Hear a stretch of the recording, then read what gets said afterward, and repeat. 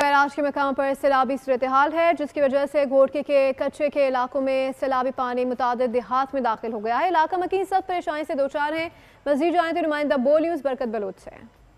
Guddu barrage के मकाम पर दरियाए सिंध में तुगयानी है। सैलाबी पानी में बतदरीज इजाफा हो रहा है, जिसकी वजह से घोटकी के कच्चे के इलाकों में सैलाबी सूरत हाल ने जन्म ले लिया है। घोटकी के इलाके ओबाड़ों में यूसी बांड रौंती दीगर इलाकों में इस वक्त कई देहात का जो ज़मीनी राब्ता है वो मुनक़ता होना शुरू हो चुका है, जिसकी वजह से जो अहले इलाका है महफूज मकामात की जानिब अपनी मदद आपके तहत नकल मकानी करने में मसरूफ़ अमल हैं। आंदल सुंदरानी के कच्चे के इलाके में भी मुतअद्दिद देहात में पानी दाखिल होना शुरू हो चुका है। कादरपुर का कच्चे का इलाका है दरियाए सिंध का, वहाँ भी ज़मीनी राब्ते जो है मुनक़ता होना शुरू हो चुके हैं और जो अहले इलाका है वो महफूज मकामात की जानिब अपनी मदद आपके तहत मुंतकिल हो रहे हैं और अपना कीमती सामान जान को महफूज बनाने के लिए महफूज मकामात का रुख कर रहे हैं। अगर इंतज़ामिया की बात करें तो ज़िला इंतज़ामिया घोटकी की जानिब से इस वक्त तक कैंप कायम नहीं किए गए और ना ही रिलीफ कैंप कायम करने के दौरान इमदादी टीमें वहाँ पर मौजूद हैं, रिलीफ टीमें मौजूद हैं